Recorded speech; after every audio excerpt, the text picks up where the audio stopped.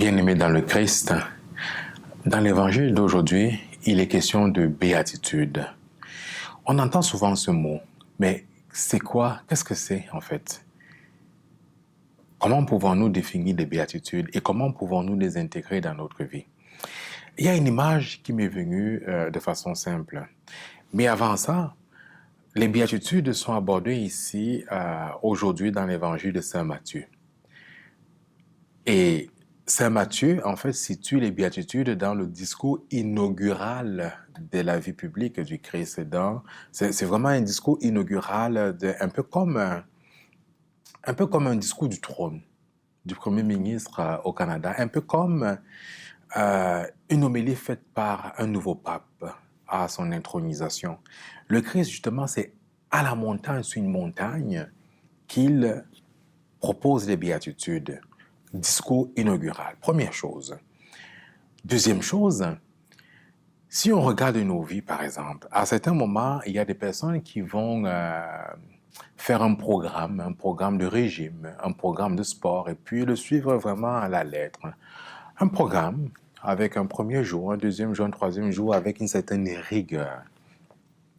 Si on regarde donc le pendant par rapport à l'Écriture, on voit ici que le Christ propose aux chrétiens et aux chrétiennes un programme de vie. Voilà le sens des béatitudes. Et quand on lit ici chez Matthieu les béatitudes, on entend bienheureux les doux, bienheureux les cœurs purs, bienheureux ceux qui ont faim et soif de la justice, bienheureux, bienheureux, bienheureux, bienheureux. Il s'agit ici d'une quête de bonheur. Tout homme, tout être humain, et en particulier tout chrétien, est appelé à un bonheur éternel.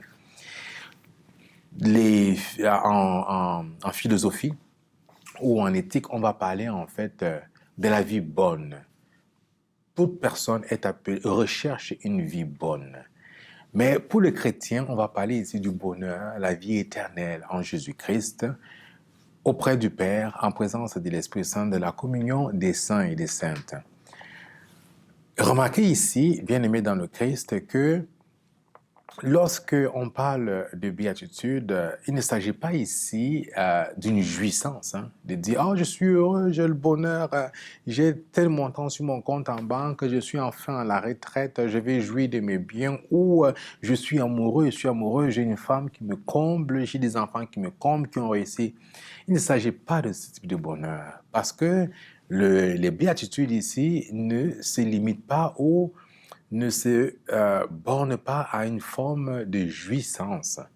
Les béatitudes, il faut les entendre ici comme un chemin de vie, comme un chemin à emprunter de manière librement. Et c'est pourquoi le Christ, dans les béatitudes, dans ce discours inaugural, propose les béatitudes comme un chemin de vie. Cela veut dire que si j'accepte librement de suivre le Christ, j'emprunte ce programme un peu comme un programme sportif d'une personne qui aimerait changer de style de vie, avoir une vie plus équilibrée, une vie plus saine, ou encore une personne qui décide de manger des meilleurs nutriments, de meilleurs aliments, ou un programme pour un étudiant qui décide de se ressaisir je voulais dire, dans la traîne, dans le retard qu'il a pris pour ses études.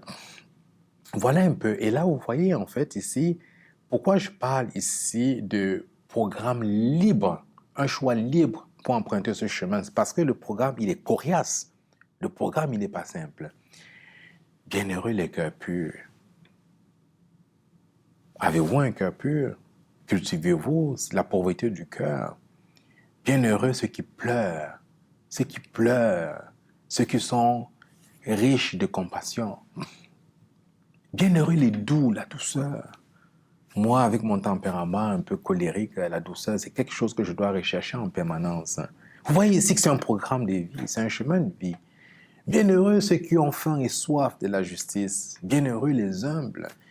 Bienheureux ceux qui acceptent d'être insultés, persécutés au nom de Jésus-Christ. Alors on pourrait croire par exemple qu'être chrétien c'est être masochiste, c'est choisir la douleur, c'est choisir la difficulté. D'ailleurs en lien avec ça, quelqu'un me disait il y a quelques jours, c'est fou comment être chrétien c'est tout le temps de la merde. être chrétien, c'est très difficile, c'est tout le temps des problèmes, c'est tout le temps accepter la souffrance, la douleur, la croix. C'est une façon de voir. Mais comme disait le curé d'Ars, les saints, eux, ils souffraient en aimant. Et embrasser la vie chrétienne, c'est accepter le radicalisme de la foi chrétienne, c'est accepter la croix. Donc, choisir le chemin de bonheur, le bonheur éternel, c'est embrasser ce programme de béatitude que nous donne le Christ.